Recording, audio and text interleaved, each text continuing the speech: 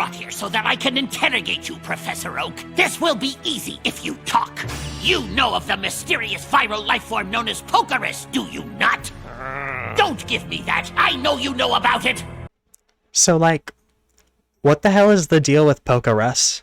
Some of you might know what this mysterious status condition is, but with odds far less common than a shiny Pokemon, it is likely that very few of you, or even nobody watching this video right now, has ever naturally received Pokerus in the wild. So, what the hell is the deal with this mysterious condition? Is it good? Is it bad? How does it happen? What does it do? Does it even matter? And why GameFreak is seemingly removing Pokerus from the series, despite it being introduced all the way back in Generation 2. Don't worry, this video is going to contain far more than you would ever want to know about Pokerus. Let's get started. Sounds like the professor is ready to talk.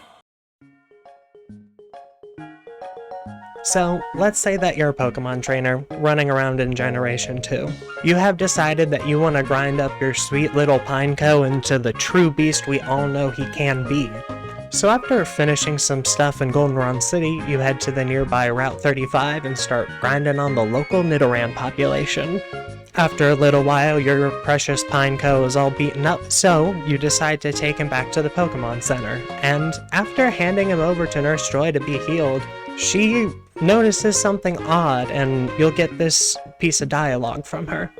Your Pokemon appear to have tiny life forms stuck to them. Your Pokemon are healthy and seem to be fine, but we cannot tell you anything more at a Pokemon Center. Naturally confused by this, you decide to go to the region's Pokemon professor himself, Dr. Elm. Professor Elm, I mean. He probably has a doctorate.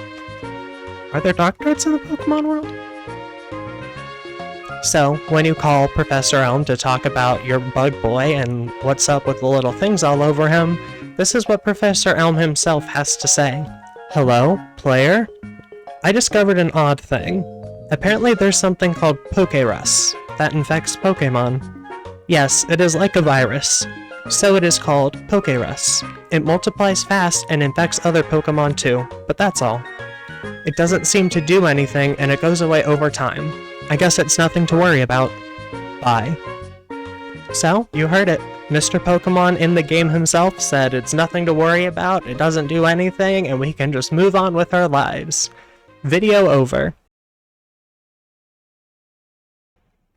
Okay, yeah, of course it's not that simple. So you see, Professor Elm may not be as knowledgeable as he is letting on, but when it comes to the actual in-game information that we get, this is almost all of it. Only in future generations do we go on to learn that Pokerus somehow helps your Pokemon level up better? Whatever the hell that means? I mean, saying that a Pokemon levels up better is about as clear as mud. But don't worry, I'm going to get into every single nitty-gritty detail you've ever wanted to know about Pokerus and how it works.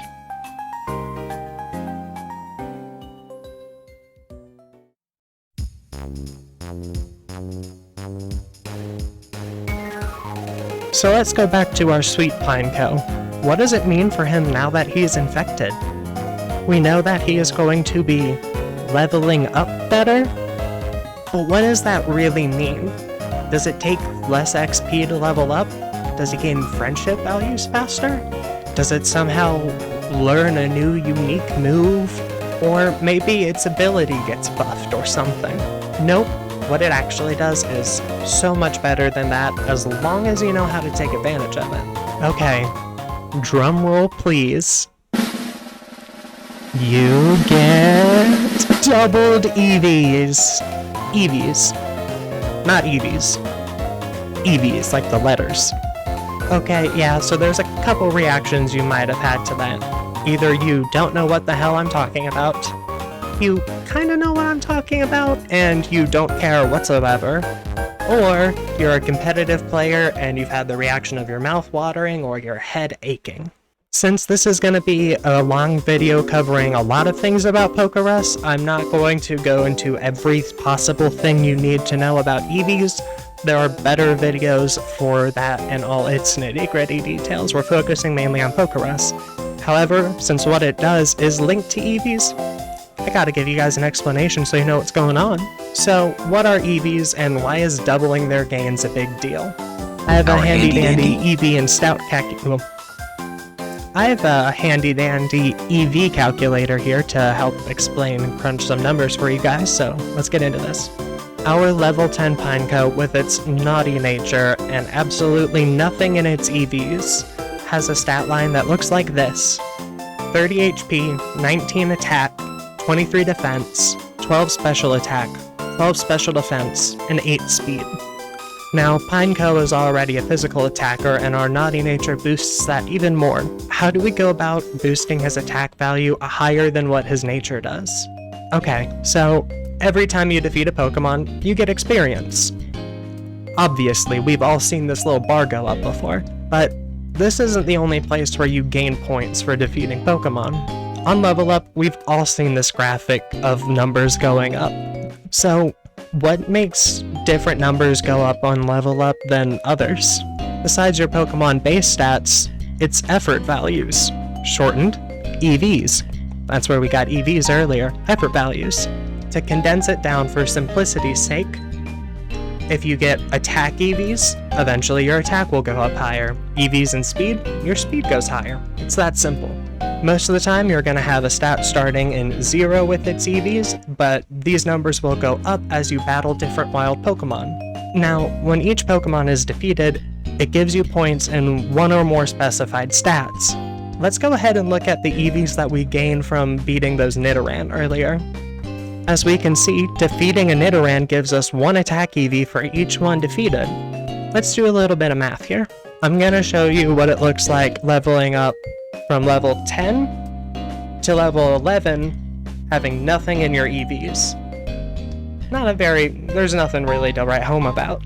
Now, let's say we defeated 15 of those Nidoran earlier. That means we have 15 in our attack EVs now, and on Level Up, instead of that boost, we get... That's pretty disappointing. But we had Pokérus when we defeated them, and that doubles our EV gains. So instead of having 15 attack EVs, it actually has 30 attack EVs when it levels up. Now let's run the math on that. That's the change we like to see. So in order to take this example to its extreme, I'm going to show you the stats of a level 100 Pineco that has no EVs. And then I'm going to show you the stats of a level 100 Pineco with maxed out attack EVs. That's a huge difference. That is almost double the attack value. And so you can see the importance of getting as many EVs in a stat as possible, as quick as possible. So gaining double in every single stat is a pretty incredible bonus. So now we can get Pineco from his level 10 self right now, all the way up to the level 100 mob boss we all know he can turn into. It's time to guess that Pokemon. Who's that Pokemon?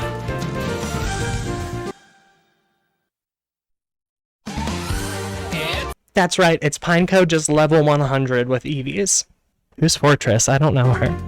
And something that makes this all even better is from Generation 4 of Pokemon onward, items such as power bands that boost EV gains go on to stack with Pokerus, meaning that instead of getting a ×2 multiplier to the stat, you will get a ×4 multiplier to the specified stat when you have the band on. That's wild.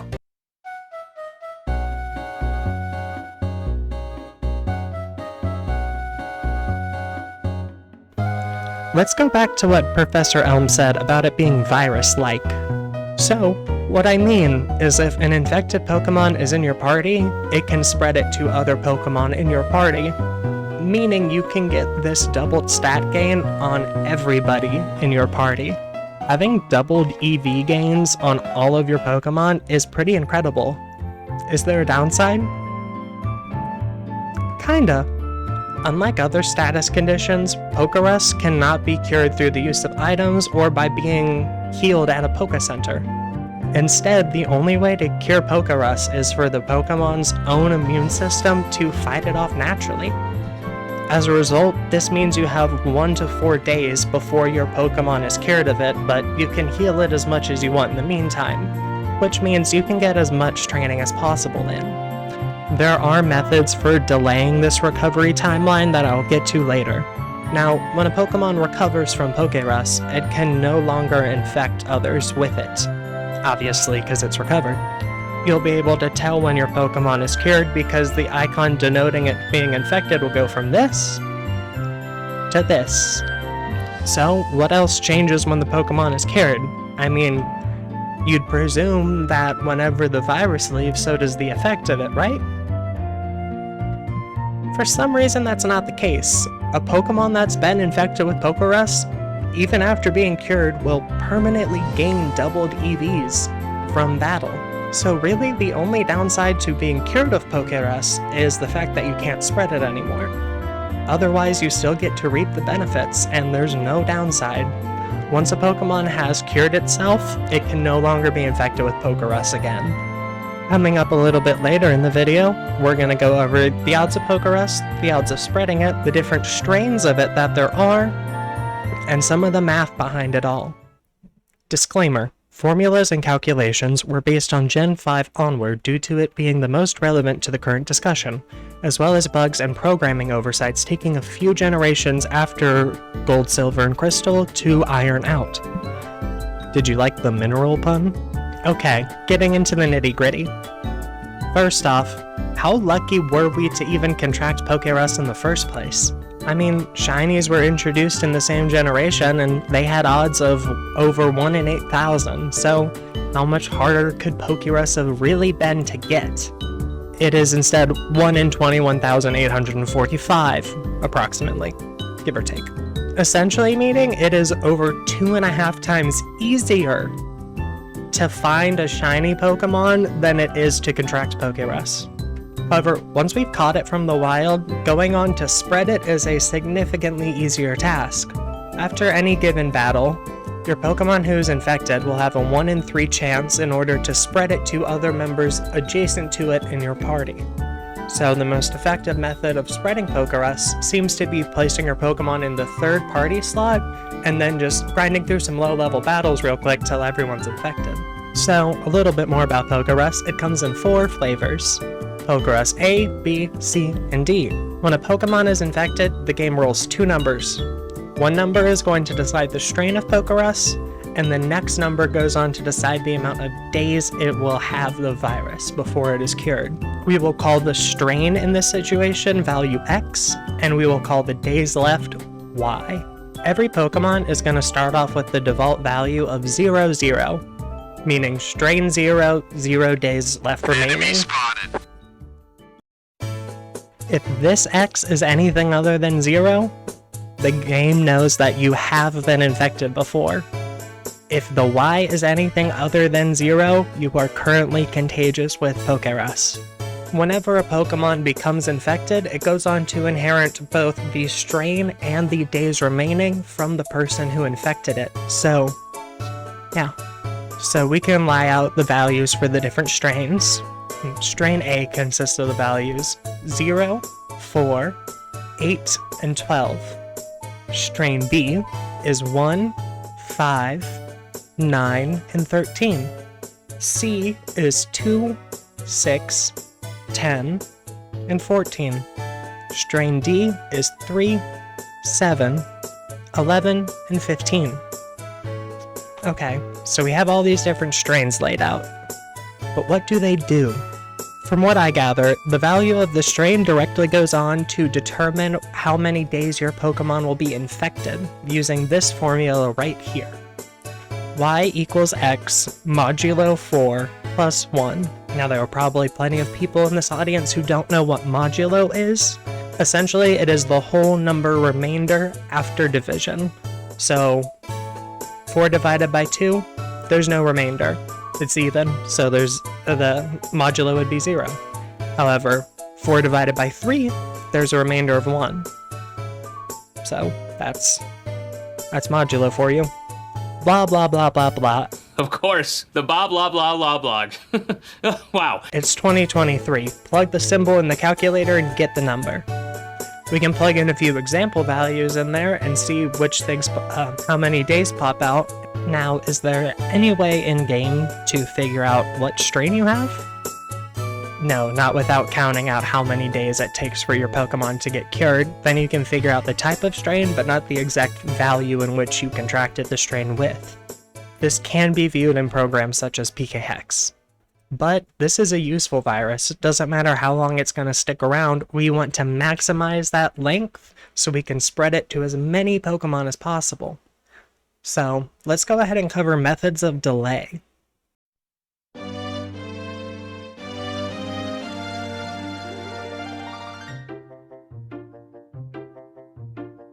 Pokemon's progression in order to being cured is directly tied to the in-game timer and how long they're in your party. Little Pineco here is sitting in our party as the in-game clock ticks over midnight. He will get 1 day removed from his counter. So if we want to keep our Pineco from dropping from 2 days remaining down to 1, all we have to do is deposit him in the PC before midnight and then pull him back out the following day. And from what I can tell, as long as it remains inside the box, it will end up being delayed. However, this is not the only method of delaying a Pokemon's curing. As it is reliant on the in-game timer, moving it into generations either without an in-game cycle or with an altered cycle can also indefinitely delay this event. The following, in generational order, are the games/applications in which an infected Pokemon will stay infected no matter its location or duration. Pokemon Stadium 2, Pokemon Box, Ruby and Sapphire, My Pokemon Ranch, Pokemon Bank, and Pokemon Home. However, not all of these places can spread Pokerus to other Pokemon.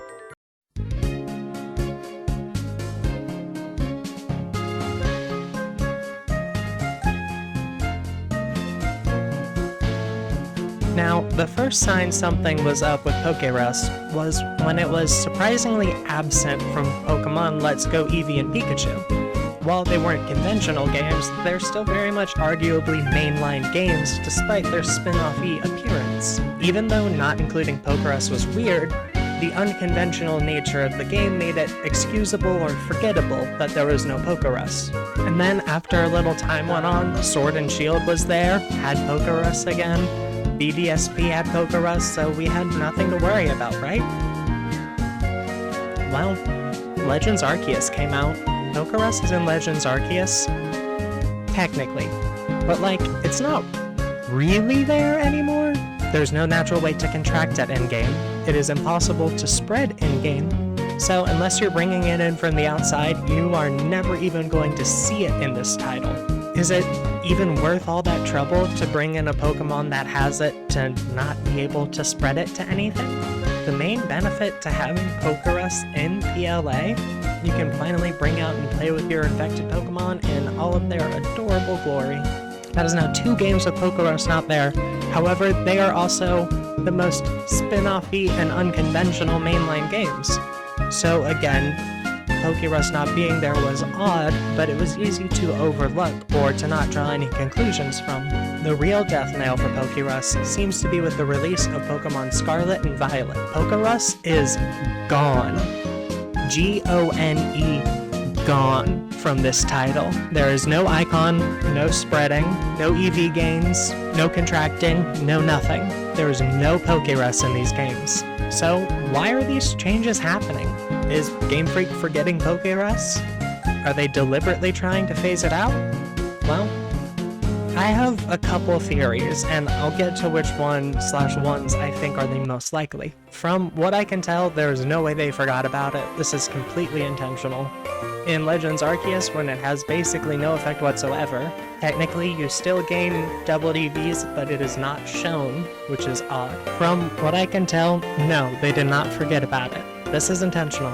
GameFreak, the Pokemon Company, and Nintendo, from what I can see, have not released any official word on this. Here are my guesses. Pokerus was an extremely hard to get, rare, little known, misunderstood niche mechanic.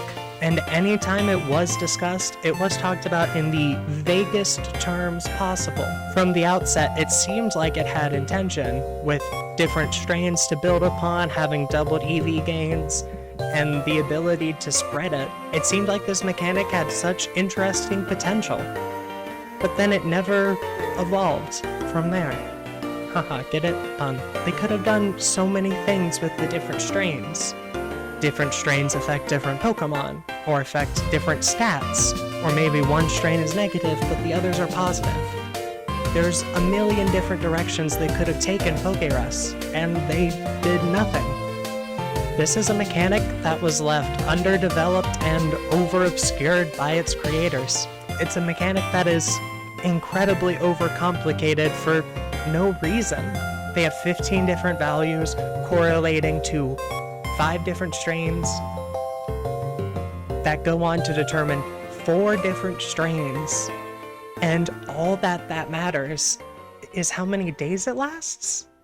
You can do the same thing by having one strain and you just roll a die from 1 to 4. It is way less computationally intensive, it is faster, it is easier, and it doesn't have any bugs like the current method does.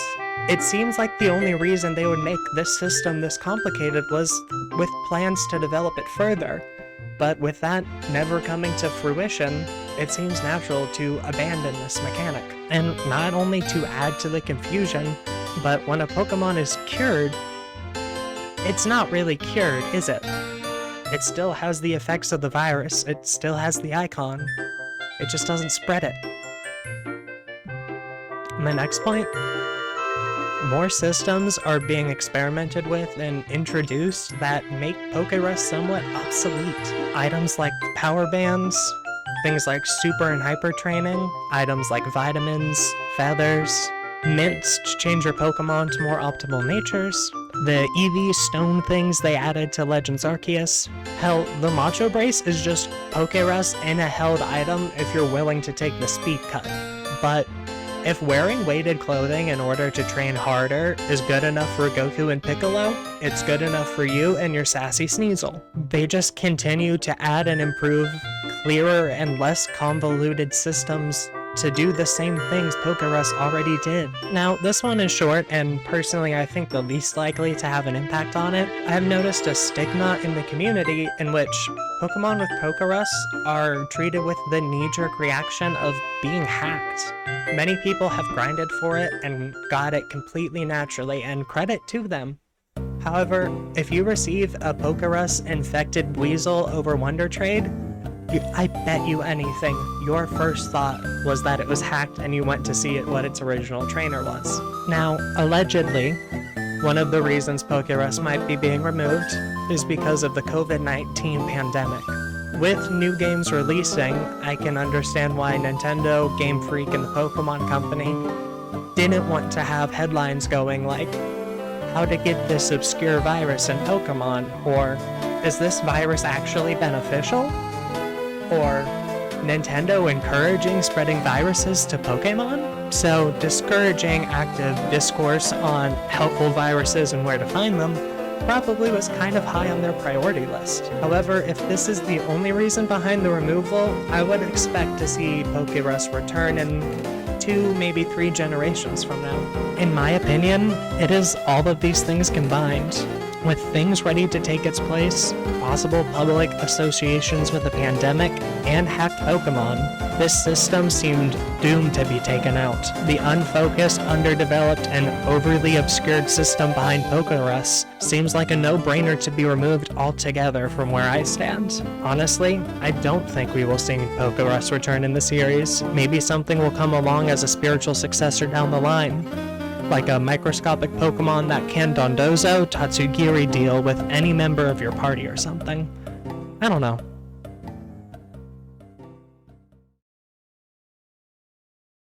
And now to finish off the video, I decided to make a compilation of fun facts, glitches, oddities, and other miscellaneous things about Pokerus I learned that didn't really fit anywhere in this video, or that I just wanted to include.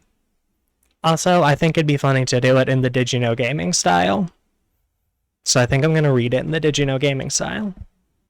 Did you know, in some generations of Pokemon, eggs can receive Pokerus despite not having or gaining EVs or showing an icon in their summary menu? In fact, if you are playing Generation 7, an egg with Pokerus can spread the virus despite not even being able to battle. In Generation 2, a bug prevented strain values above x equals 8 to spawn. From Emerald onward, every strain value can spawn now, except 8 and 0 due to how the math is calculated. Pokerus can be reversed by transferring a Pokemon from Gen 2 back to Gen 1, as Gen 1's data structure has no place for the Pokerus data. So when transferred back to Generation 2, it has no Pokerus data anymore and can be infected once again. In Generation 2, Pokerus cannot be naturally contracted before Goldenrod City. However, a traded Pokemon with the virus is able to transmit it to other members of the party. In newer generations, if a Pokemon is modified to have Strain 0 Pokerus, when it is cured, the game will read it as being never infected before due to having the default value of 00 again. Thank you to user.com, aka Grumpy Old Man, for testing this. To my knowledge, there is no way for this to happen naturally, even with glitches or RNG manipulations. From Generations 4 to 5, the coloration of the Pokerus icon was changed from a yellowy orange to the more pinkish red it is associated with today. Despite its apparent removal from Scarlet and Violet, the game's internal data structure reveals a spot for Pokerus still, meaning that an infected Pokemon transferred to the game will not show an icon. However, when transferred back to Pokemon Home, will still be infected. This either means they learned from what they did in Generation 2 with the downgrading to remove it, or they may be toying with the idea of bringing it back in future titles. Well, that's been my deep dive on Pokemon. If you liked it, leave a like, subscribe. If you want to see more, comment down below what you'd like to see. If I got something wrong, tell me in the comments. This video would have been out sooner, but Baldur's Gate 3 has been impossible to pull myself away from lately. And also, I guess this video is going to serve as my 100 subscriber special. Hello to all of you new guys from my last video. I'll be honest, I really never expected my channel to get to this point. I expected to just be making niche video essays to get something off my mind, and hopefully 1 or 2 people would laugh along the way. But now I've gone from just a couple friends and strangers watching to now I've gotten over 100 people subscribed wanting more. And on top of all of that, the sheer positivity and suggestions shared in the comments on my last video was just inspiring, and I really appreciate it. I just really wanted to say thank you to everyone who watched and everyone who is watching. I genuinely appreciate every single one of you, and I hope you come back to see more. As I do these videos more and more, I'm finding them more fun and more interesting, and I'm growing in my ability to do all of it. I'm learning better ways to research, better ways to film, and better ways to edit. So, if you would like to see content continually getting better, come along. And if you don't believe that the quality's been getting better and better, start at my B-movie video and watch up, and you'll see a dramatic leap in quality from then to now. But I still have a lot to learn, and I'm excited for all you guys to be on that journey with me. So, until then, have a good day, take your meds. See ya.